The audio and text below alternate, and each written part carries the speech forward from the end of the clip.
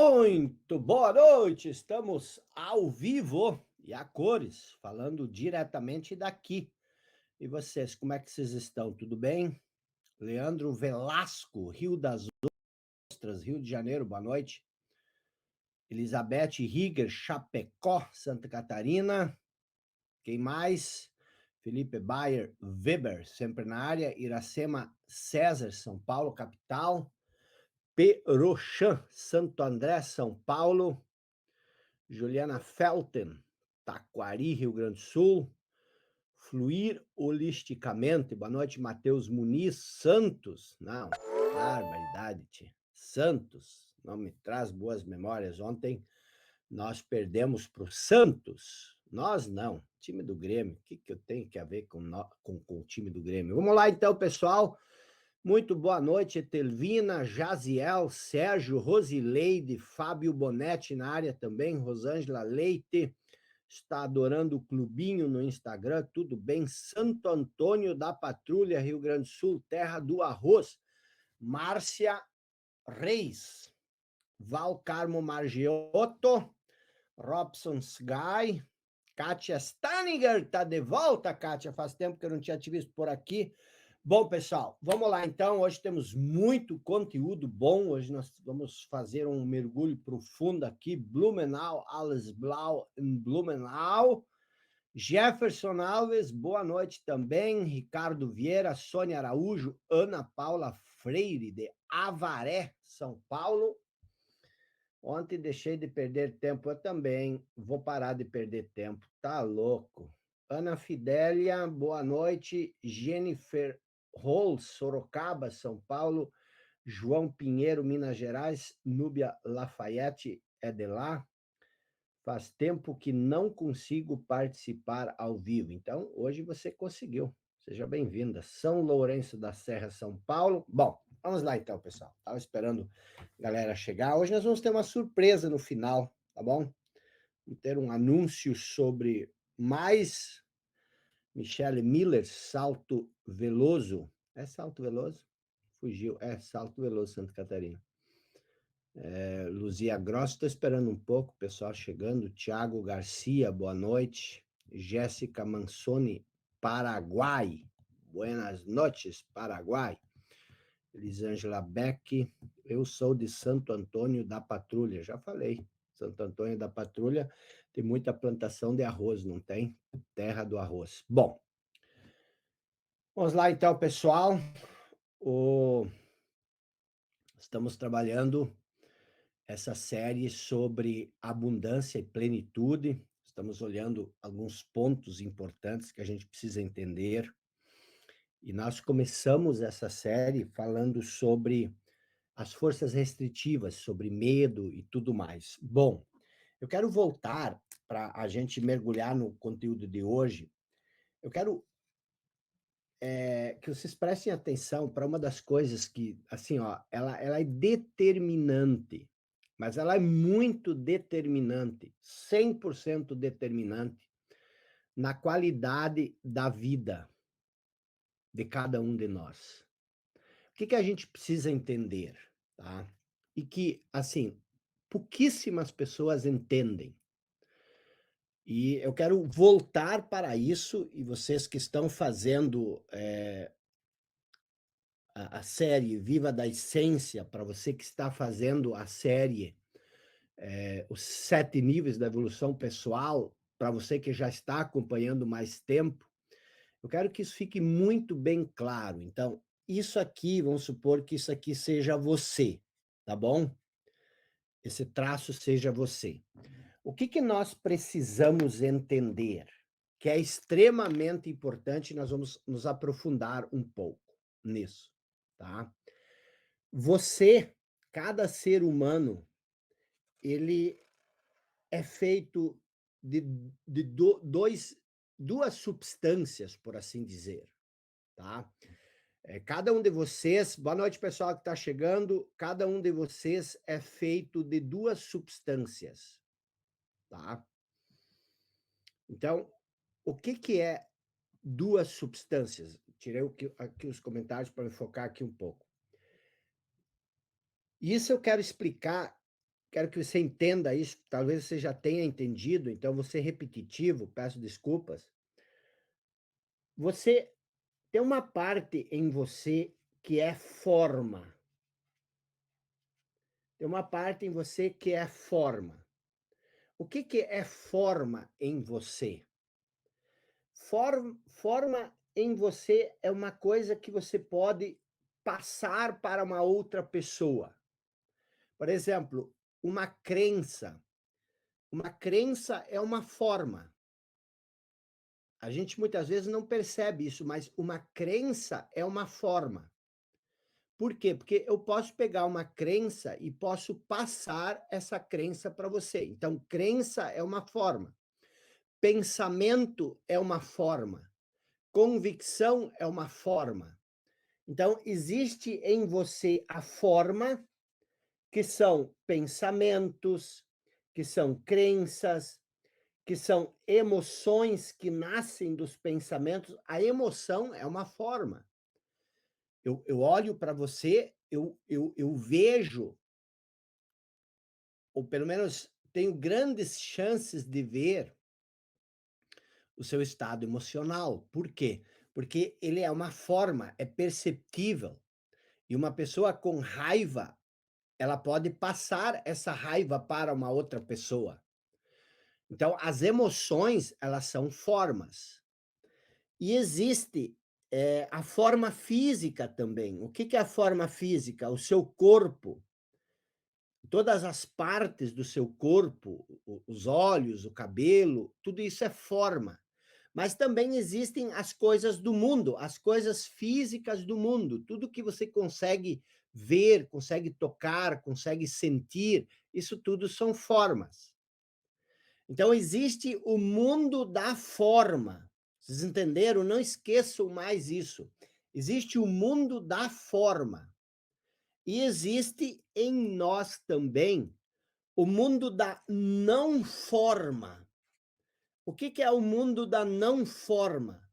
É aquilo que você não consegue tocar, aquilo que tu não consegue ver, aquilo que tu não consegue passar para o outro, aquilo que tu não consegue sentir, aquilo que tu não consegue explicar, aquilo que tu não consegue perceber, você até consegue, mas você não consegue pensar sobre. Olha que incrível, que paradoxal. Mas nós estamos falando sobre isso. Mas a não forma, você tem que cuidar muito, porque se você transformar a não forma num conceito, você perdeu a não forma. Por quê? Porque você transformou a não forma em forma. Isso é extremamente importante você entender. As pessoas não entendem isso. E por não entenderem isso, elas não vivem a vida como elas poderiam viver. O que que é uma não forma? A não forma é o quê? A não forma, a vida é não forma. Aí você pode dizer, mas eu consigo perceber a vida. Não, você não consegue perceber a vida. Diretamente, não. Você só consegue perceber a vida indiretamente. Mas você não consegue, ó, ali está a vida, ali está a vida. Aí você vai dizer, mas eu também não consigo perceber a emoção direta. Ah, você consegue. Ah, você nunca vai ver a vida jogando um prato contra a parede, mas a emoção vai. Então, a vida é não forma. Mas o que que é vida? Deus é vida. E aí vem essa grande discussão que eu não vou entrar, mas Deus é forma. Se Deus, toda forma, ela necessariamente tem limites. Então, a vida é limitada? Não. Deus é forma? Não pode ser forma. Porque se Deus fosse forma, ele seria limitado. Então, todas as coisas que têm forma, elas são do reino deste mundo. As coisas que não têm forma Por exemplo, quem que é Deus na verdade? Deus é o não manifesto.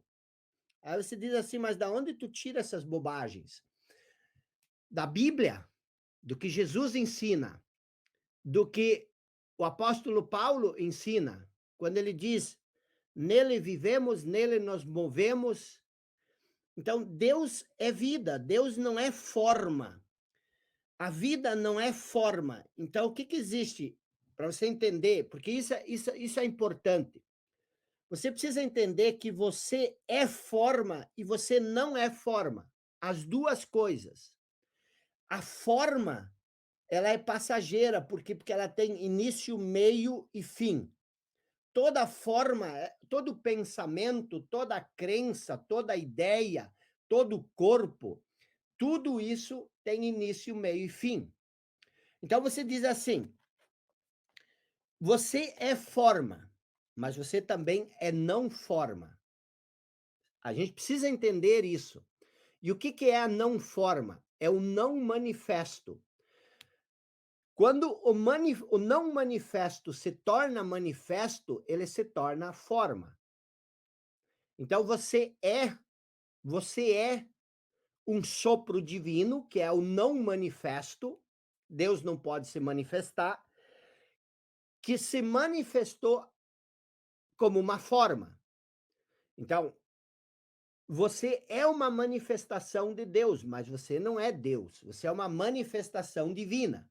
Mas para você ser uma manifestação divina, aquilo que se manifestou na forma precisa permanecer em você, que é a não forma.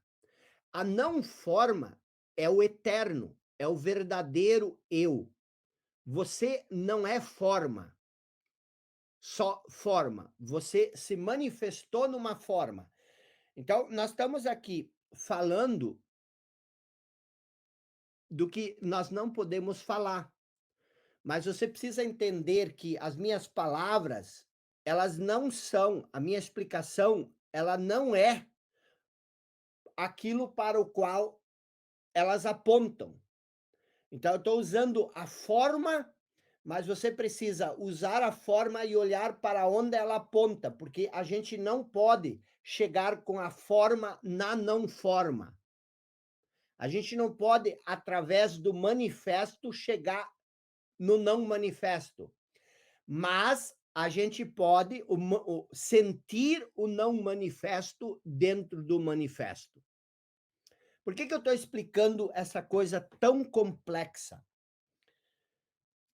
Para você entender quem você verdadeiramente é, você tem que descobrir o que é a não forma em você, tá? Mas isso não é o objetivo do qual nós estamos aqui nessa noite. Por quê? Porque como nós não podemos descobrir o não manifesto através do manifesto, nós podemos chegar, preste atenção, nós podemos chegar ao não manifesto entendendo o que ele não é. Então, quando nós olharmos para o não manifesto e entendermos o que ele não é, o que sobra é o não manifesto. O que que acontece? Por que nós temos tantos problemas na nossa vida? E é ali que eu quero entrar agora, depois dessa explicação. A maioria de nós, preste atenção, a maioria de nós extrai a sua noção de eu da identificação com a forma. Esse é o estado normal da humanidade. Quem é você? Você extrai a sua noção de eu da forma. E quem você verdadeiramente é a não forma. Então vamos olhar como acontece essa extração da sua noção de eu da forma, porque esse é o grande problema.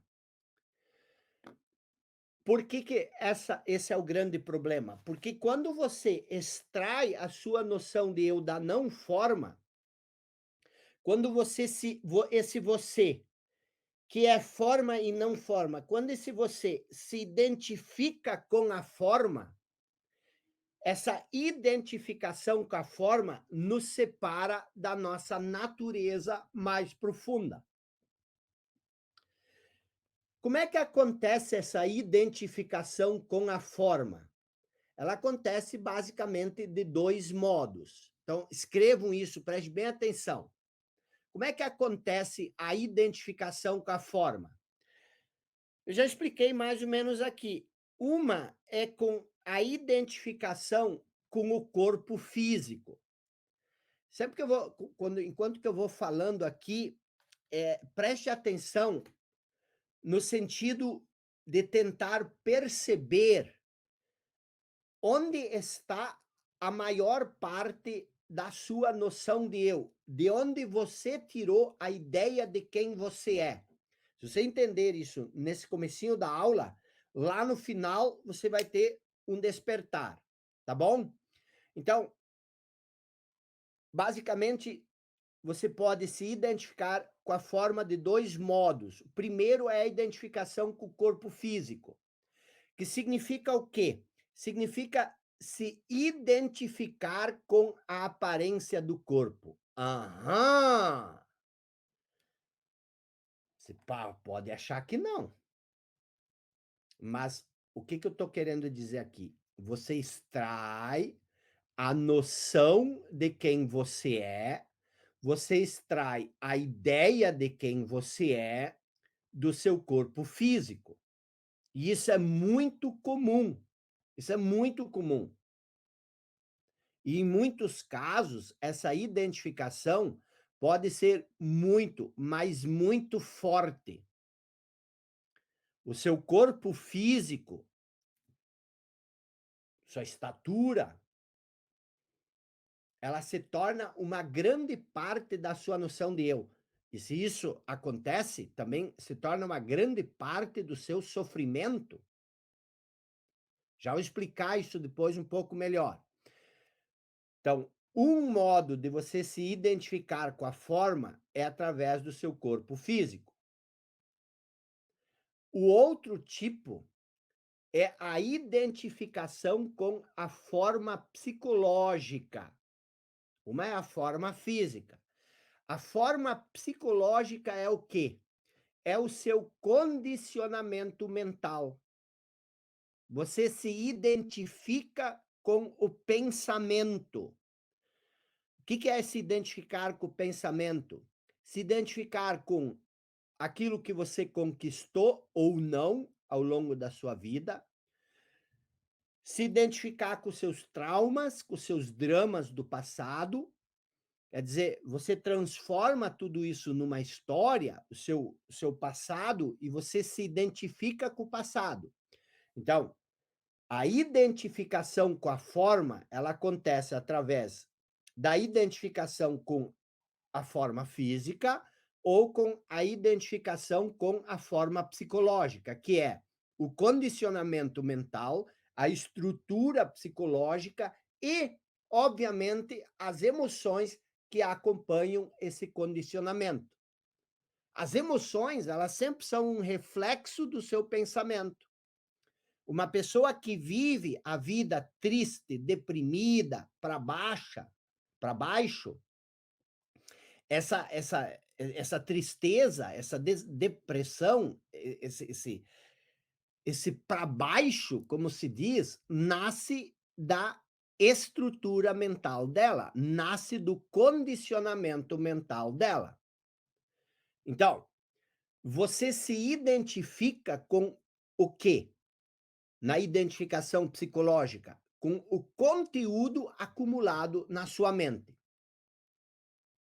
Entenderam isso? O que é esse conteúdo?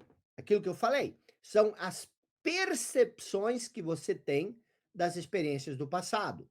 Tanto as experiências pessoais que você mesmo sentiu, como as experiências que o mundo lhe passou. As histórias que as pessoas contaram e através dessas histórias você construiu o seu a sua estrutura psicológica, o seu condicionamento mental. ou aquilo que o mundo lhe disse, aquilo que o mundo lhe mostrou sobre quem você é, ou ainda a sua reação ao que o mundo lhe ensinou sobre quem você é. Porque muitas vezes a gente não aceita aquilo que o mundo nos mostra, e aí o que que a gente faz? A gente reage a isso, e a gente se identifica com essa reação. Tem muita gente identificada, com a reação à cultura, ao passado, a reação à família, e muitas vezes a gente acha que essas reações é melhor ou são melhores do que a assimilação dessa cultura, mas ou desse passado, mas no final das contas, na verdade, os 2 são a mesma coisa. Por quê? Porque a reação, ela também é uma reação condicionada. Vocês estão me acompanhando nisso? Então é importante entender o que estou explicando aqui, para a gente chegar a uma compreensão melhor daquilo que nós somos. Então, o que que é a forma física? Já expliquei. A identificação com o corpo, vou aprofundar daqui a pouco. O que que é a identificação psicológica? É a forma psicológica do eu. O que que é a forma psicológica do eu? É a minha história. Eu passo a me identificar com ela. Eu sou eu e a minha história. E essa história, ela pode ser a minha história pessoal ou ela pode ser uma mistura da minha história pessoal com a história coletiva, a maneira como eu fui criado. Você mistura a sua história pessoal com a história da sua família, a história do seu país. Né? Para quem é do sul, nós somos gaúcho. Para quem é mineiro, nós somos mineiro. Mineiro é assim. Para quem é do Nordeste, eu sou nordestino. No Nordeste, nós somos assim. Quer dizer, essa é a sua história. Muitas vezes, o seu país, os brasileiros são assim. Ou a sua religião, a minha religião é assim. Então, você se identifica com essa estrutura psicológica. Todo mundo tem sua história. Todo mundo tem sua história. Mas você não é a sua história. Você não precisa criar ou tirar uma noção de eu do conteúdo dessa história. Por exemplo, no eu me aconteceu com isso aconteceu isso ou aquilo no meu passado. E você carrega essa história e você reaviva essa história todos os dias na sua cabeça. Aí você diz: "Mas os meus traumas, os meus dramas, os meus". A grande pergunta é a seguinte: o que que é mais importante? O que aconteceu contigo ou aquilo que tu faz com aquilo que aconteceu contigo? Existe uma possibilidade de você pegar os seus traumas e deixar eles no passado. Existe essa possibilidade. Então, muitas vezes a gente passa a vida inteira revivendo essa história, mas você não é sua história. Agora, quando você se identifica com ela, obviamente, quando você pensa que você é a sua história, obviamente você passa a ser a sua história.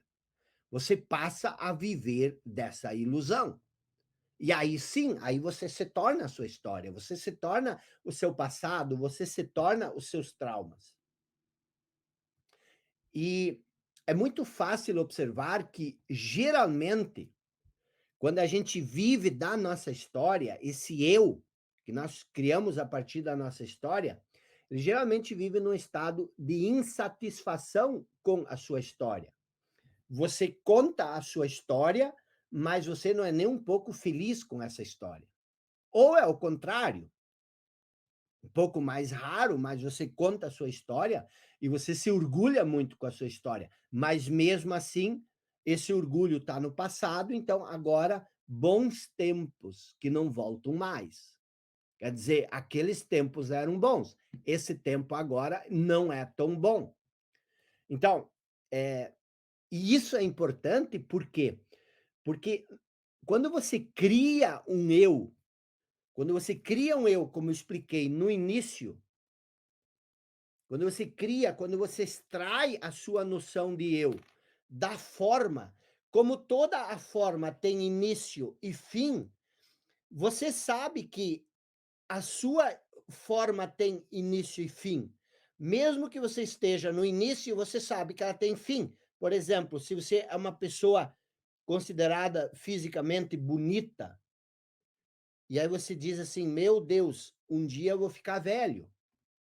Você não consegue viver da sua beleza, você não consegue usufruir da sua beleza física, por assim dizer, o padrão de beleza que o mundo vê como belo, você não consegue usufruir disso, por quê? Porque você sabe que ali na frente você vai ficar velho. Esse dia uma modelo, inclusive, aí do Instagram, me ouviu falar sobre isso, ela disse, ela tem 32 ou 33 anos, ela disse: "Eu me sinto velha e tenho muito medo de envelhecer". É lógico, identificada com o corpo, ela começa a sofrer, por quê? Porque o corpo é forma e toda forma ela se dissolve. Não é da natureza, não é da natureza da forma ou de uma identidade baseada na forma estar em paz, satisfeita ou livre. Então, por isso que é tão importante você entender a forma e a não forma, o manifesto e o não manifesto que eu expliquei, porque isso te dá faz um raio-x, dá uma noção, uma clareza de quem você verdadeiramente é e da onde nasce o seu sofrimento, a sua ansiedade, a sua angústia, a sua escassez, como eu vou ver daqui a pouco, vou mostrar daqui a pouco. Então, o que que você precisa entender? Como a forma, como a forma, ela é algo passageiro, com início, meio e fim. Você, ao se identificar com a forma, você sempre vive diante da ameaça do fim. E isso é o medo que eu expliquei lá nossos primeiros encontros. O medo não é nada mais e nada menos do que a identificação com a forma, ciente de que essa forma vai acabar. Por isso, quando a gente fala sobre fé, a gente diz o seguinte: quanto mais longe de Deus, mais medo. Porque mais você está identificado com a forma. Mas você tem que cuidar, porque Deus é o que? É a não forma, que existe em você. É o reino dos céus que existe em você. Então você tem essa conexão com essa parte mais profunda. Você se comunica com aquilo que é eterno em você, quando você descobre isso, quando você percebe isso, o medo se dissipa. Por quê? Porque o medo é o medo da morte da forma. Quando você está identificado com uma crença, você começa uma discussão com uma outra pessoa que diz que a sua crença. Muitas pessoas até comigo ficam brabas. Por quê? Porque o que eu estou dizendo vai de encontro com a crença delas. E aí eu estou ameaçando elas. Assim, elas se ofendem por quê? Porque eu estou ameaçando elas, mas não estou ameaçando elas. Eu estou ameaçando, com as minhas palavras, a forma na qual elas estão identificadas. E elas se ofendem. Por quê? Porque ele está me ofendendo. Mas eu estou falando de uma crença, como é que eu posso te ofender se eu estou falando de uma crença? Ah, eu te ofendo porque você acredita que você é essa crença. E isso é muito, preste bem atenção, isso é muito, muito sério. Por quê? Porque todos os ressentimentos que você tem com a sua mãe, com o seu pai, com o seu marido, com os seus filhos, a mágoa, tudo isso é o quê? É resultado dessas pessoas estarem desafiando o seu eu psicológico. Ninguém me respeita. Ninguém dá bola para mim, quer dizer, estudos são conceitos na sua cabeça. Então, a própria estrutura dessa noção de eu vai contra a abundância e a plenitude. Como é que tu vai, se tu tá identificado com a forma, como é que tu vai ser abundante? Se tu é identificado com a forma, como é que tu vai ser pleno? A forma vai estar se dissolvendo sempre. Quando você entender isso, quando você entender isso, e isso muitas vezes por causa dessa cortina, dessa neblina, dessa barreira conceitual que existe, muitas vezes é difícil você desfazer essa, porque o que que acontece? Essa neblina conceitual é ela que nos separa da não forma. A não forma, ela quer se manifestar através de nós, mas a nossa noção de eu, identificado com a forma, principalmente a forma psicológica, ela se torna um nó psicológico. E nada passa por um nó. Então, o que que acontece? Você sabe que você é mais, você sabe que você pode mais, porque isso, o que é eterno em você, isso nunca desaparece, isso está lá, mas você não consegue desfazer esse nó daquilo que você acredita. Se você conseguisse afrouxar um pouco esse nó, aquilo que e isso é a consciência, não a consciência no sentido comum da palavra consciência, mas é esse estado de presença, esse estado de atenção plena, ele se manifesta através de você. Se você, desatar um pouco esse nó. E por que que a gente não consegue Por que que a gente não consegue, viver muito bem com a identificação da forma? Porque veja bem, a identificação existem infinitas formas. Então quando você se identifica com a forma, existe aqui a vida. A minha vida, tá? A minha vida e a tua vida é a mesma vida. Então existe a unidade da vida. E isso é o não manifesto. A vida se manifesta, eu expliquei isso acho que na aula 3. A vida se manifesta e se torna forma. Então, o que que acontece? Quando você só se conhece como forma, então cada forma que você vê, ela é separada de você e, portanto, as formas que não são parecidas contigo, você tende a transformar como um inimigo, como um adversário. Vamos pegar, por exemplo, a questão do racismo, tá? Sem querer criar polêmica.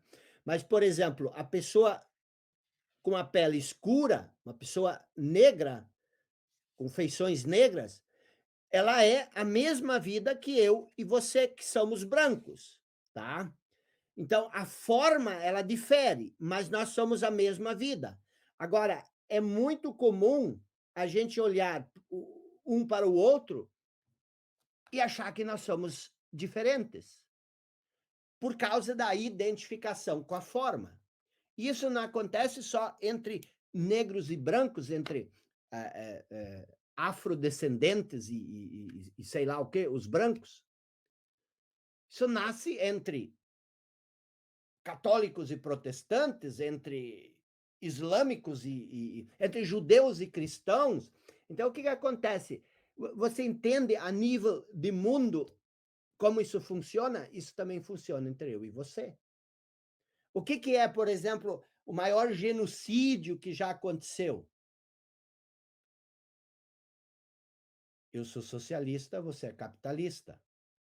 E se você vivesse na Rússia, na União Soviética capitalista, socialista, e você fosse capitalista e eu fosse socialista, eu provavelmente ia pegar e aprender você. Por quê? Porque você é capitalista, eu sou socialista. Então, você tem que ser preso. O que é isso? É a divisão, é isso que eu quero que você entenda, é a divisão. Toda vez que você se identifica com uma forma conceitual, conceitos, eu sou o quê? Capitalista, socialista. É uma ideia na cabeça. Então eu preciso fazer o que com você? Me indispor, você é meu inimigo, você é meu adversário. Eu sou afrodescendente, você é branco. Nós somos diferentes, identificação física. Então você entende isso, como o mundo é maluco, como o mundo é louco, da onde que vem tudo isso? Da onde que vem tudo isso? Então, a própria estrutura desse tipo de identidade, ela é baseada no senso de separação. E por isso ela não permite estarmos em paz. Porque tu sempre está separado, é o ramo cortado da videira, o famoso ramo cortado da videira. E como existe esse processo de separação, como a sua base está estruturado nesse processo de separação, a sua base também está estruturada em sempre combater algo ou alguém. Você sempre precisa estar em discordância com algo ou com alguém. Por quê? Porque a noção da identificação, ela é baseada no senso de separação. Não existe união entre nós. É a separação. Ela precisa dessa separação. A identificação com a forma, ela só sobrevive com esse senso de separação. Então, existe a identificação psicológica, que eu acabei de explicar, e existe a identificação com o corpo, que eu também já expliquei. A identificação com o corpo, muitas vezes, ela se torna bastante mista, misturado. Você se identifica com a aparência do corpo físico e a mente converte essa imagem mental numa história, num eu. Isso acontece muito, por exemplo, com quem tem um corpo considerado bonito, como falei antes, ou de uma boa aparência, ou mesmo o contrário. A pessoa que, dentro dos padrões de beleza, não estou dizendo que as pessoas são bonitas ou feias, mas existem os padrões de beleza, os estereótipos da sociedade, e a pessoa que dentro desse estereótipo é considerada feia, ela está identificada com o corpo. E ela vive, já vou explicar isso, por isso fique bem atento, ela vive insatisfeita com o seu corpo. Ela combate o fato de ser feia, ela não aceita o seu corpo. E essas pessoas também têm uma noção de eu fortemente ligada à imagem do seu corpo. Então não é só as pessoas bonitas que têm a identificação, porque muitas vezes a gente acha que quem se identifica é o bonito, é o rico. Não, o pobre se identifica com a pobreza muitas vezes com mais força do que o rico com a riqueza. O feio, muitas vezes, não estou dizendo de novo, parece uma linguagem de doido, mas para não repetir sempre essa ideia de que existem os estereótipos de beleza e de feiura, vamos ir direto para o assunto. Aqueles que se acham ou que são considerados feios, eles ficam lutando com isso. E se você é uma pessoa que se enquadra dentro dos estereótipos considerado bonito, se a pessoa tem um corpo bonito, um rosto bonito, isso pode dar a ela uma noção de eu bastante prazerosa por um tempo. Se ela é tão inconsciente a ponto de não perceber que isso é uma coisa que vai certamente passar, até que ela começa a perceber isso. Aí ela começa a sofrer por causa disso, se ela não superar isso. Eu lembro uma vez, eu vi uma entrevista da Xuxa Meneghel, ela deu uma entrevista no Fantástico dizendo que ela não iria fazer plástica. Ela começou a chorar, que ela queria envelhecer naturalmente, mas começou a chorar, como se ela tivesse perdido alguma coisa. É estranho isso. Nós temos, e não é essa Xuxa, estou usando a Xuxa como exemplo, nós temos, preste bem atenção, nós temos um sério problema com o envelhecimento. Por quê? Porque nós estamos identificados com a forma. E a forma, para nós, ela é mais interessante quando ela é jovem. E aí vem uma questão que é muito importante. A noção de eu, quando ela, como ela a noção de eu, quando você se identifica com a forma, como você está separado, você não entende a não forma, você não entende a vida. Um detalhe muito importante é que, por você estar separado, mentalmente separado do todo, a sua noção de eu é sempre comparativa. Você sempre está se comparando. Não importa se isso tem a ver com o corpo ou com outros tipos de identidade, de identificações. Você sempre está se comparando. O falso eu, quando você se identifica com essa noção de eu que não é você, mas essa noção de eu baseado na forma, o falso eu, que isso é o falso eu, ele sempre se compara com os outros e tenta ver como ele se encaixa no contexto com a sua identidade. Como é que está meu físico? Como é que está a minha beleza? Como é que está a minha... Oh, tem. Quer dizer, ela sempre está se comparando. E tem um objetivo nessa comparação. Existe um objetivo, não é uma comparação aleatória, existe um objetivo nessa comparação. Qual é esse objetivo? A tentativa, você não se compara para ver como você está. O objetivo nessa comparação é a tentativa de ser sempre mais do que os outros. Quando nós nos comparamos, nós sempre queremos, queremos ser mais do que os outros. Nós queremos ser mais forte, nós queremos ser mais inteligente, nós queremos ser mais bonito, nós queremos ser mais rico, nós queremos ser mais alto, nós queremos ter mais seguidores, nós queremos ter mais curtida, nós queremos ter mais sabedoria, nós queremos... Sempre existe esse senso comparativo. E aí tem um detalhe, preste bem atenção.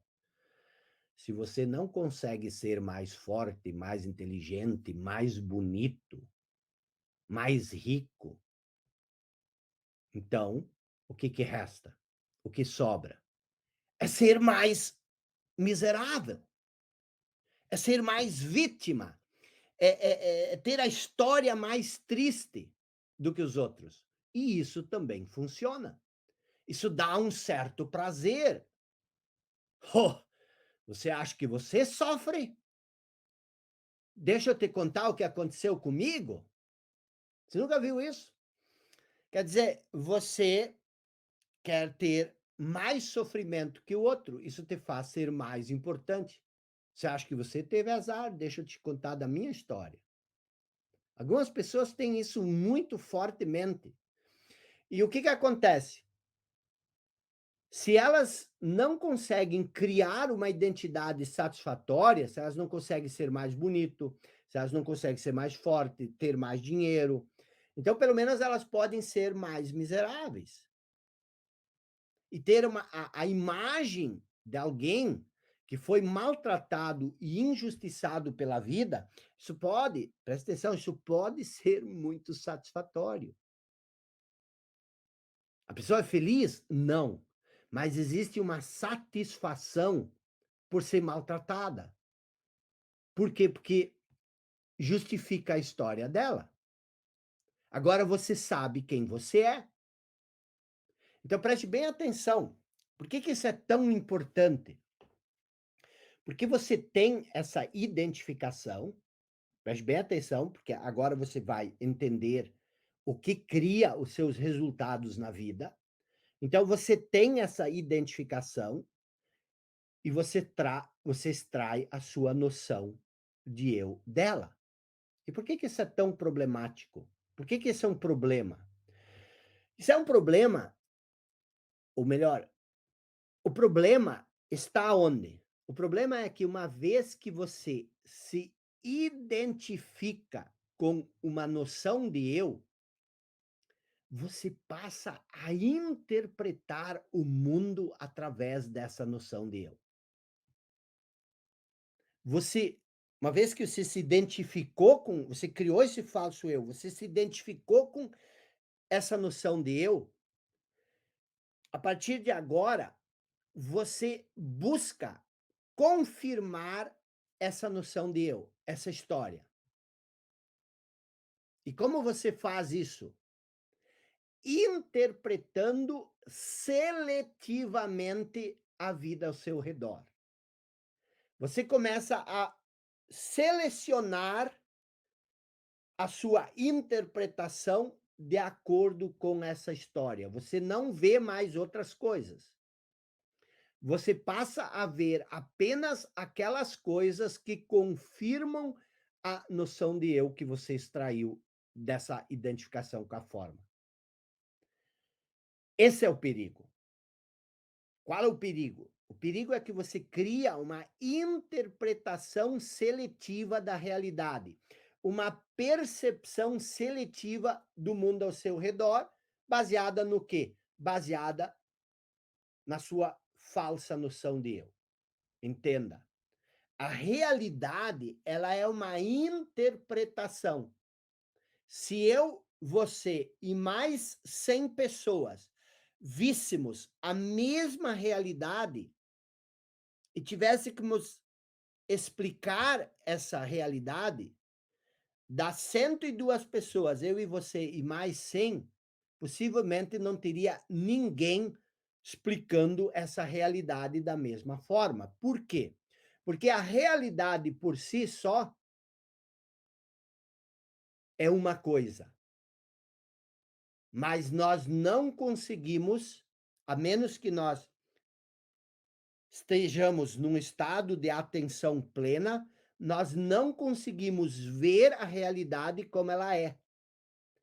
Tudo o que nós percebemos está alinhado de acordo com a nossa noção de eu. Uma pessoa pessimista, ela vê uma realidade necessariamente de modo pessimista. Uma pessoa exageradamente otimista, ela vê a realidade de um modo pessimista. Então, tudo que você percebe, isso acontece agora, nesse momento com você. Se você está pensando, por exemplo, esse conteúdo não me interessa. Por quê? Porque você tem um modo de pensar e você observa seletivamente o mundo baseado nesse modo de pensar. Tudo que você percebe enquanto você se move pela vida é totalmente interpretado e distorcido pela sua noção de eu. Por isso que isso é tão importante, o que nós estamos vendo aí. E pior ainda, apenas aquelas coisas que estão alinhadas ou em conformidade com a sua noção de eu são aceitas. O resto é refutado. Você já pensou, por exemplo, uma pessoa que sofre muito, e aí você chega para ela e tenta mostrar o lado positivo das coisas? Provavelmente ela vai reclamar de você. Ela vai dizer: "Você não me entende. Você não sabe do que eu passei. Você não sabe dos meus dramas. Você não sabe dos meus traumas". Ou ela diz: "Então você acha que eu estou fingindo? Então você acha que tudo que aconteceu comigo não é nada? Então você acha que é assim?". A pessoa ela só vê, só aceita aquilo que está alinhado com os filtros mentais que ela usa. O resto ela reage, ela refuta, ela combate. Isso faz sentido para vocês?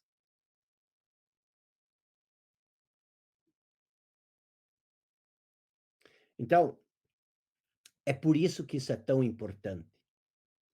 Tudo que está em conformidade com essa noção de eu, nós aceitamos. E o que não está em conformidade, nós refutamos. E o que que isso faz? Isso cria o seguinte: como nós não estamos aberto para nada além da nossa noção de eu, como nós só estamos abertos para aquilo que está alinhado com a nossa noção de eu, como nós só enxergamos aquilo que está alinhado com a nossa noção de eu, aquilo que nós percebemos, aquilo que nós colhemos do mundo, que é determinado pelo nosso modo de pensar, que é determinado, a nossa percepção ela é determinada pelo nosso condicionamento, nós só vemos aquilo que nós somos em termos de noção de eu.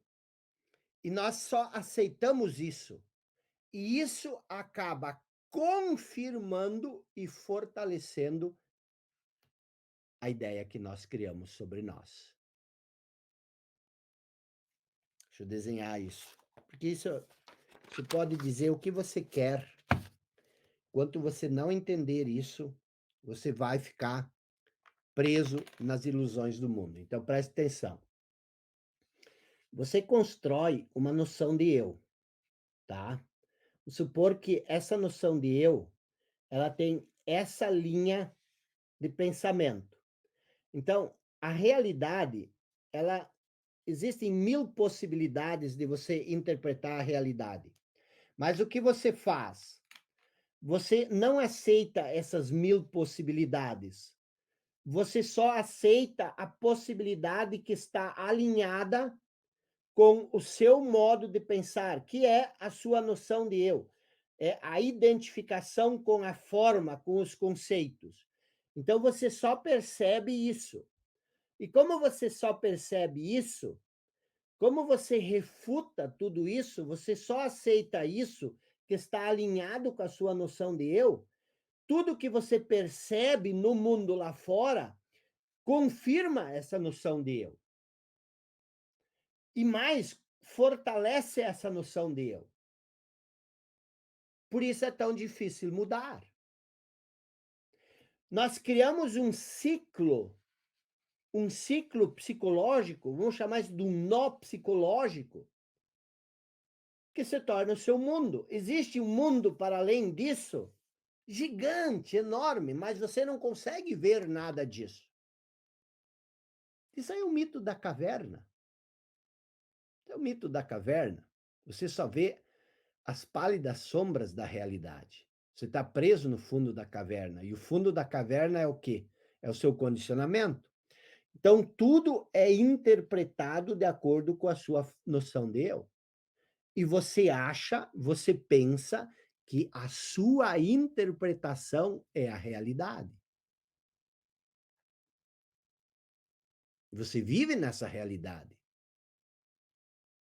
E você, por você só perceber essa realidade, você acha que é assim que o mundo é, que é assim que ele funciona.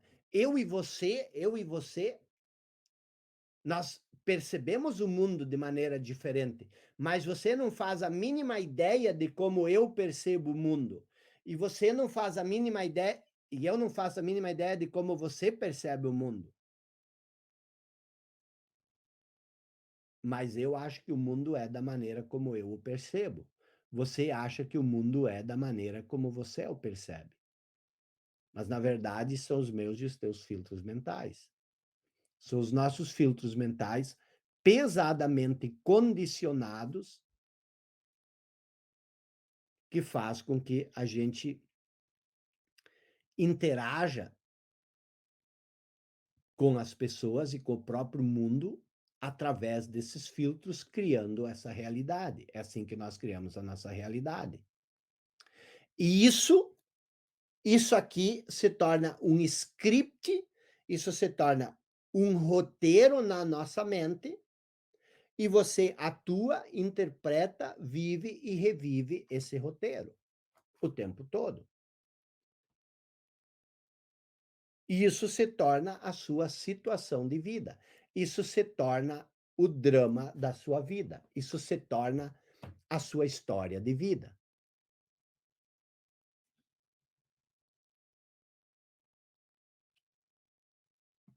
Isso faz sentido para você? Ah, como mudar isso? Entendo perfeitamente, tá? Então vamos olhar um pouco sobre como mudar isso. Como você entende o que é o seu falso eu? Como você entende, como você pode perceber o que é o seu falso eu? Como você faz isso? Já expliquei isso para vocês, mas vamos lá, bem rapidinho. O modo como você vamos olhar essa questão da abundância, da plenitude, vamos olhar o todo. O modo como você se sente em relação ao dinheiro, em relação à abundância, em relação aos relacionamentos, às emoções, o modo como você se sente em relação ao seu a sua paz, sua felicidade, depende muito ou totalmente, não vou dizer totalmente, depende do modo como você se vê, do modo como você se entende. E aí vem muitas pessoas que dizem o seguinte: você é o seu ambiente. Mude de ambiente que você muda quem você é. O ambiente, primeiro que você nunca vai procurar um ambiente diferente do mundo que você percebe. Você só vai procurar um ambiente diferente se você tiver a ideia de que eu preciso encontrar um ambiente diferente. E aí não é o ambiente que vai te mudar. Você está se adequando, você está adequando o ambiente com o seu modo de ver as coisas. A pessoa que verdadeiramente diz, mude de ambiente que você vai mudar, ela literalmente não sabe do que ela está falando. Por quê? Porque não é tão simples assim. A pessoa que vê o mundo dessa forma, ela não consegue ver um ambiente fora do modo como ela vê a vida. Agora, se ela vê a vida de uma maneira diferente, ela vai sair desse ambiente e buscar um outro ambiente, não porque ela acha que o ambiente vai mudar ela, mas porque ela está se adequando, ela está adequando o ambiente com a maneira como ela vê a vida. Você está entendendo isso? Pareceu um pouco confuso? Preste atenção. Vamos supor que você more num lugar, ou você está numa família muito escassa, muita reclamação, muita muita as relações são muito tóxicas. Se você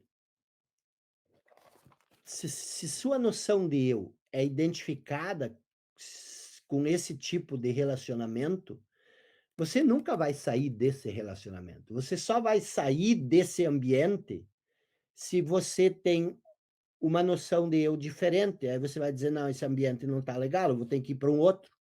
Mas não é que o ambiente te muda. A sua noção de eu faz com que você alinhe o ambiente com o modo como você vê as coisas. Então, não é o ambiente que te muda, é a sua noção de eu que busca um ambiente que está alinhado com ela. E você não vai mudar por causa do ambiente. Você já tem essa mudança na sua cabeça e você vai sempre procurar o ambiente que está alinhado com o que você tem na cabeça. Não é uma pessoa tóxica entrando num ambiente saudável que ela vai deixar de ser tóxica. Até pode deixar de ser tóxica. Só como ela é tóxica, ela precisa de um ambiente tóxico para se alimentar. E o ambiente saudável não vai alimentar esse ambiente tóxico. Aliás, essa mentalidade tóxica. Então, ela não gosta do ambiente saudável, ela precisa do ambiente tóxico, porque a realidade que ela vê não é saudável, é tóxica. É disso que eu estou falando. Isso é mais profundo. Se as coisas fossem tão simples, o que a gente iria fazer? A gente ia criar um bairro, e nesse bairro a gente ia criar o ambiente perfeito, e aí todo mundo que vive naquele ambiente ia se tornar um sucesso. Por exemplo, o Vale do Silício.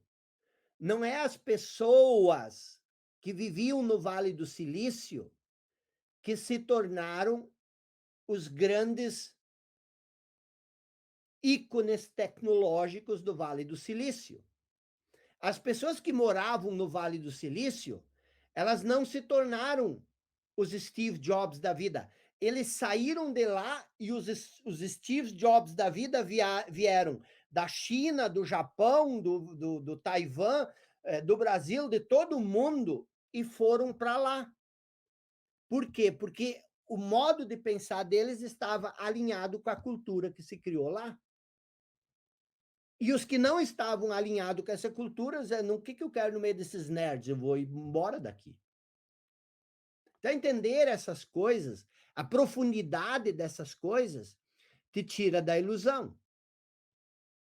Então, voltando para essa questão, o que é a sua noção de eu? Como é que você descobre a sua noção de eu?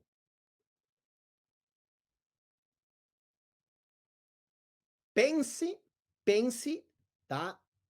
Sobre o que você verdadeiramente pensa sobre si. Como é que você descobre o que você verdadeiramente pensa sobre si? Aquilo que você pensa de ti determina o que você percebe como importante na sua vida. Aquilo que você observa, aquilo que você acredita ser importante na sua vida. Isso diz muito do que você pensa de ti. E como é que você sabe o que é importante na sua vida? É muito simples. Tudo o que verdadeiramente importa para você tem o poder de te irritar e de te perturbar. Observe o que te irrita e o que te perturba. Não estou falando só de outras pessoas. A velhice te irrita, te perturba. A falta de dinheiro te irrita e te perturba. Quais são as coisas que te irritam e que te perturbam? Você pode usar isso como um critério para descobrir o que você verdadeiramente pensa sobre si. Tu tá sempre incomodado, sempre irritado, qualquer coisinha te perturba, qualquer coisinha te irrita. Vou explicar um caso bem interessante. Há pouco um rapaz, estava olhando o meu direct e um rapaz escreveu lá: tenho 30 anos, estou desempregado e eu fui reprovado na carteira de motorista, na prova para tirar a carteira de habilitação. Aí ele escreveu embaixo: eu quero morrer. Olha o que irrita ele. O fato de estar desempregado e o fato de. Aí ele quer deixar de existir. O que essa pessoa pensa de si?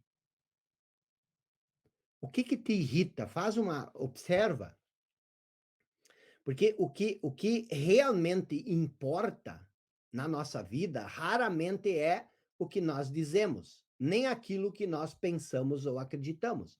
O que verdadeiramente importa na nossa vida São as nossas reações. Observa ao que e como você reage às coisas. É isso que importa. Vamos supor, você diz o seguinte, muitas vezes, você diz: "Eu quero paz".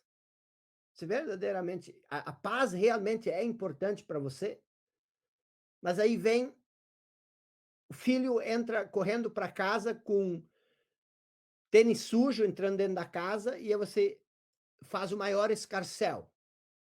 O que que é mais importante para você, a paz ou o fato de você achar que o menino está te desrespeitando porque está entrando com o sapato, o tênis sujo dentro de casa, porque você já disse 1000 vezes para ele que ele não é para entrar com o tênis sujo e ele entrou correndo com o tênis sujo. O que que é mais importante para você? A reação. Se você grita, se você não quer paz, a paz fica em segundo plano. O que você mais quer é que esse menino te respeite. Então, sempre se pergunte o que é importante. Aquilo que tem o poder de te perturbar e de irritar. Você diz: "Hoje", você vai na missa, você ora e você diz: "Hoje eu perdoei todo mundo, hoje eu só quero amor". Aí você vai no almoço, na casa da sua mãe, do seu pai, e sua mãe te diz uma coisa que você não gostou, e você cria toda uma sensação de ressentimento. O que que você quer? Você quer amor? Você quer paz? Você quer perdão? Não, você não quer que ninguém te diga coisas que você não gosta. É isso que te tira do sério, é isso que te irrita. Então, você sempre precisa fazer, comece a observar isso é uma coisa que mudou minha vida. Estou te falando isso porque isso é extremamente importante. Você sempre precisa se fazer a seguinte pergunta: o que me irrita e me perturba? Não existe glória, não existe poder, não existe poder, não existe sabedoria em você estar irritado, infeliz, insatisfeito o tempo inteiro. Isso só significa uma coisa: que tudo te irrita, que tudo te tira do sério. E aí vem uma coisa: se qualquer coisinha pequena tem a capacidade de nos irritar e nos perturbar, o que nós pensamos de nós? No fundo, nós pensamos que nós somos pequenos. Nós somos exatamente isso, nós somos pequenos. É uma crença inconsciente. O que que quer dizer que nós somos pequenos? Qualquer coisinha nos tira do sério. Nós acreditamos que nós somos um pequeno eu, pequenininho eu, e que qualquer opinião, qualquer sapato fora do lugar, qualquer contradição, qualquer rejeição do nosso desejo nos anula, nos destrói, por isso nós nos irritamos. Obviamente que as pessoas vão dizer, então, eu tenho que deixar valer tudo, eu tenho que me tornar passivo.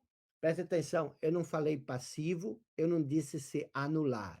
Eu estou falando de sair do sério, de se irritar, de se perturbar. Você pode chamar o menino e dizer: "Ó, faz o favor para mim, você limpa o chão aqui, você deixou esses rastros, você limpa esse chão, porque eu já te avisei 3 vezes", mas você não se altera, porque o menino não te desrespeitou, ele só se distraiu, mas quer dizer, ninguém me respeita. Eles acham que eu sou um lixo, eles acham que eu sou um traste, eles acham que eu sou escravo. Acabei de fazer tudo isso. É disso que eu estou falando. A noção de eu, a identificação com eu sou importante. Não, eu não sou ninguém. Por quê? Porque ninguém me valoriza, ninguém me respeita. Onde é que já se viu? Nem esse moleque não me respeita mais. É isso. Você até pode dizer, eu sei, eu sou um filho de Deus, sou feito à imagem e semelhança de Deus, e você fala isso e você acha que você é o máximo, até o marido voltar e dizer que o vizinho, aquele mais exibido e arrogante, casado com a sua colega de trabalho, o teu marido diz que este teu vizinho comprou uma Mercedes novinha em folha para a mulher dele. E essa mulher trabalha contigo. E ela é exibida, você não suporta ela. Então você é filho de Deus, feito à imagem e semelhança de Deus, mas quando você descobre que a vizinha ganhou uma Mercedes, de repente ocorre um ímpeto de inveja, de inferioridade. Um nó se forma no peito, na garganta. De onde veio isso? Esse nó veio da onde? Ele veio do Filho de Deus feito à imagem e semelhança dele, ou ele veio desse pequeno eu que agora precisa olhar todo dia para essa mulher, se exibindo todos os dias, se sentindo muito mais do que você e você se sentindo inferior a ela, porque ela tem um carro novo.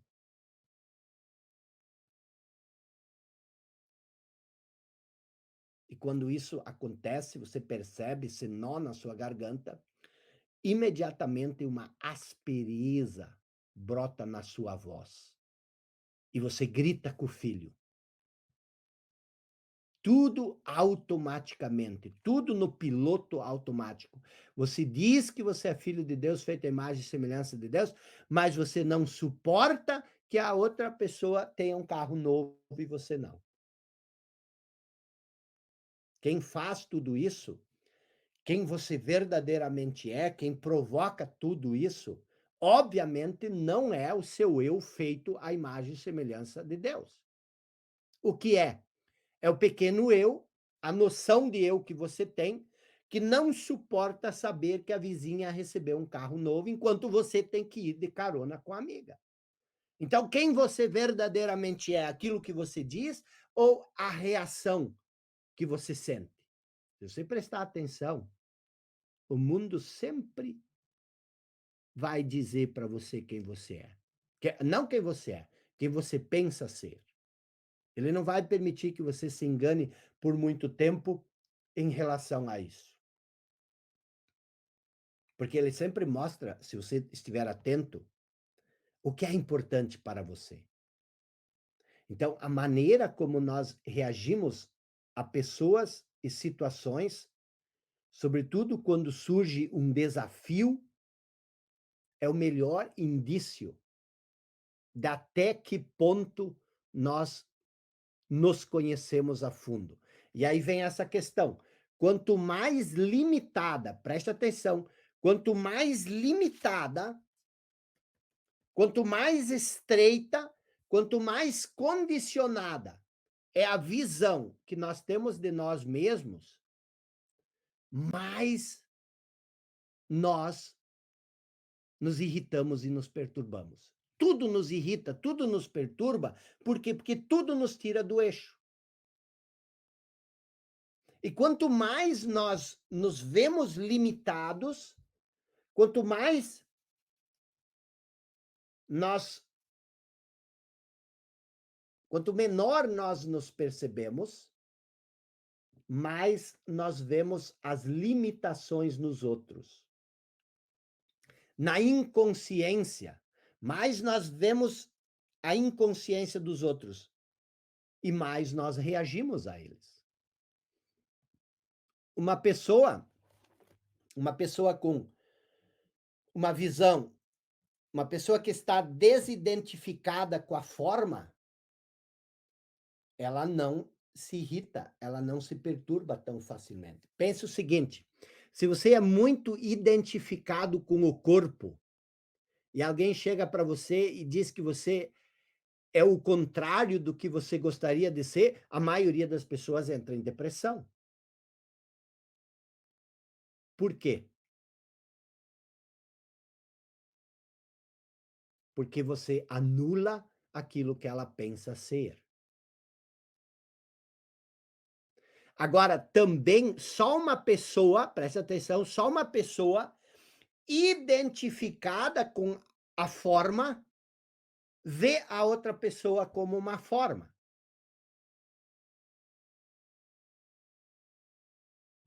Isso é muito, muito importante a gente perceber. Então, em vez de você enxergar através do falso eu das outras pessoas, você olha para o falso eu. E quem faz isso o falso eu em nós. E quando a gente percebe isso, a gente compreende que aquilo a que nós reagimos nos outros também está em nós, e algumas vezes apenas em nós. E quando a gente percebe isso, a gente começa a nos tornar consciente do nosso próprio falso eu. E aí a gente percebe que aquilo que a gente faz com os outros, ou aquilo que a gente vê nos outros, existe em nós. É aquilo que Jesus disse: "Porque você olha a trave no olho do outro? Não, por que você vê o cisco no olho do outro e não enxerga a trave no olho do seu?" E quando você entende isso, você percebe que aos poucos percebe que você não é o falso eu. E um outro fator importante é o seguinte, um outro fator importante é o seguinte, para você usar, para você analisar. Observe como você se sente tratado pelos outros. A maneira como você se sente tratado pelos outros diz muito sobre o que você pensa sobre si mesmo. Observe como você se sente tratado pelos outros. Quem nós pensamos ser está intimamente ligado a como nós nos consideramos tratados pelos outros. Então, por exemplo, se você é uma pessoa que se queixa muito, que você não recebe um tratamento bom o bastante pelos outros, que ninguém te respeita, que ninguém te dá atenção, que ninguém te dá reconhecimento, que ninguém te dá consideração, que ninguém te dá valor, que as pessoas te tratam como se você não tivesse valor. E quando alguém te dá atenção, quando alguém te dá cuidado, quando alguém é bondoso contigo, você suspeita de que ela quer alguma coisa, que a outra pessoa quer te manipular ou quer tirar vantagem de você. Por isso que ela está te tratando assim. Se você pensa que ninguém te ama, o que que você pensa de si? O que que você pensa sobre si? Você pensa o seguinte: eu sou um pequeno eu. Eu sou um pequeno eu carente, sou um pequeno eu necessitado, preciso dos outros para ser alguém, e essas minhas necessidades não são satisfeitas. Não é como os outros te tratam, é como você se percebe. Lembra do início da aula, toda aquela reflexão? O modo como você percebe as outras pessoas. E esse erro básico de percepção de quem você cria um distúrbio em todos os teus relacionamentos. E mais ainda, isso afeta tremendamente aquilo que você vai colher da vida. Por quê? Porque se você acha que você é um pobre eu, você pensa o seguinte: eu não tenho nada para dar. Por quê? Porque o mundo, os outros, o mundo, o universo, está tirando de mim aquilo que eu preciso. Então, toda a sua realidade se baseia num sentido ilusório de quem você é. Você pensa que você é um pequeno eu. E isso sabota todas as situações. Isso prejudica todos os seus relacionamentos. Então, como você se vê tratado pelos outros? Porque se o pensamento de falta, seja falta de dinheiro, seja falta de amor, seja falta de carinho, seja falta de reconhecimento, se o pensamento de falta se tornou parte de quem nós pensamos ser, nós sempre vamos experimentar falta. Se a sua noção de eu é uma noção de eu de falta, tu pode estar num ambiente mais abundante, tu não vai sentir abundância, tu vai sentir o sentimento de falta.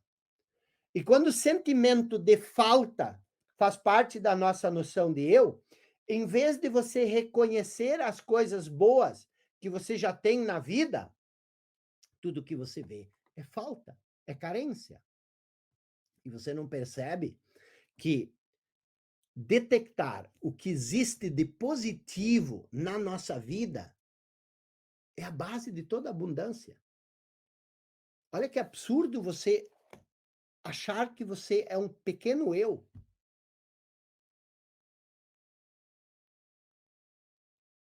E que o mundo está te tirando aquilo que você precisa.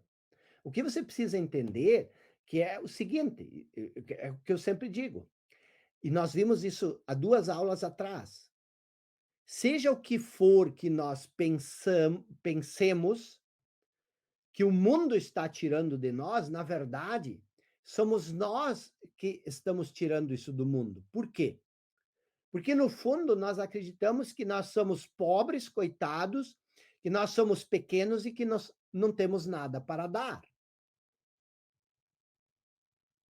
E como nós não damos, nós não recebemos. Por quê? Porque nós cortamos o fluxo, a dinâmica do dar e do receber. Se, se, se esse for o seu caso, se você acha que o mundo está tirando as coisas de você e que você não tem nada para dar, experimente por 2 ou 3 semanas dar aquilo que você quer, que você não tem, para ver como a sua realidade vai mudar. Dê às pessoas qualquer coisa que você pense que elas estão lhe negando. Elogios, apreço, amor, ajuda, atenção. Provavelmente você não vai conseguir fazer isso, porque você não quer isso.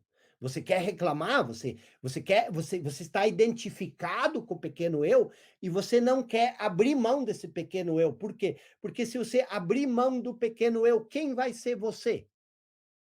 Há um grande eu. O filho de... Não, mas você não quer ser aquilo que você não é. Mas faça essa atividade, comece a dar. Logo você vai começar a receber. Então, entender essas coisas é extremamente essencial, é extremamente importante.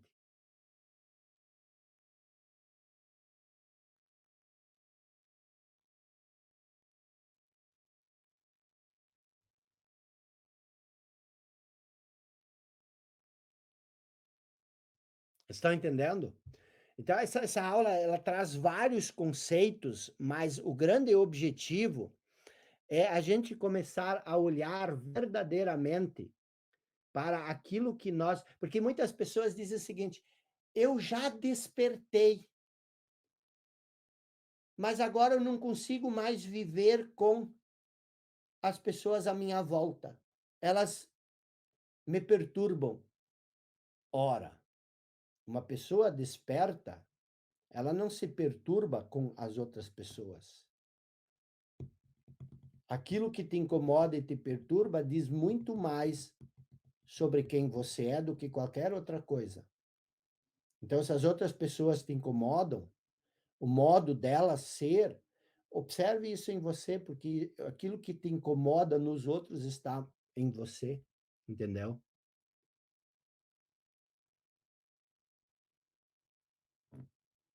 Essa é a questão. E novamente, ó, a questão de você, do que eu estou explicando aqui, porque a identificação com a forma, ela vai dizer sempre o seguinte, tá? Então tu quer que eu não faça mais nada, que eu não defenda meus direitos, eu não estou falando disso. Eu defendo meus direitos, você deve defender os seus direitos, mas há uma coisa muito diferente. Você defender os seus direitos e você se irritar, você entrar em depressão, você se estressar, você brigar com os outros porque você acha que os outros não te respeitam, não respeitam os teus direitos. A questão é sempre o interno. Como você polui ou não o seu interno, o seu interior. Nós não estamos falando do exterior, porque se você entender isso que eu expliquei lá no início, E se a sua base for a não forma, aquilo que é eterno, aquilo que você verdadeiramente é, você entende a transitoriedade, a impermanência do mundo da forma. Entendeu? E quanto mais você se identifica com a forma, mais a não forma fica encoberta pela forma, escondida. E a forma, ela não tem transparência. A forma, ela é uma coisa onde você reage de acordo com a forma. O que que você quer cada vez mais entender que você é não forma, que você é aquilo que é eterno em você, que você é aquilo que é permanente em você. O mundo dá, por isso que o que que Jesus quis dizer quando ele disse: "Não acumulem tesouros no reino dos céus", aliás, no reino deste mundo, onde a traça e a ferrugem acabam com os seus tesouros. Acumulem tesouros no reino do céu, onde nem a traça e nem a ferrugem pode corroer. Então, você ter essa noção de você construir a sua identidade sobre a rocha. Mas preste bem atenção que nós temos uma coisa muito especial para vocês, tá? Para quem quer construir formas, viver da não forma não significa você não jogar o jogo da forma. Você vive no mundo da forma e você tem que cuidar do seu corpo, você tem que criar riqueza, você tem que crescer no mundo da forma. Isso aqui é a plenitude e abundância. Quando você sente a plenitude e abundância do infinito, você vai querer criar formas. E como você faz isso? Aqui no clube você tem todas as ferramentas. E como você sabe onde acessar essas ferramentas? É isso que nosso convidado especial, o Lucas, vai explicar para você. Ele criou, com a minha ajuda e com a ajuda do meu time, ele criou isso aqui, ó. Vou quebrar o, o, a novidade. Ele criou o mapa do rico. O que, que é o rico? É aquele que cria muitas formas, mas não se identifica com elas. Tá bom, Lucas? Então, explica aí o que, que é esse tal do mapa do rico. Eu quero também aprender com isso. Muito bem. Então, boa noite, pessoal. Vou ser bem breve aqui, tá?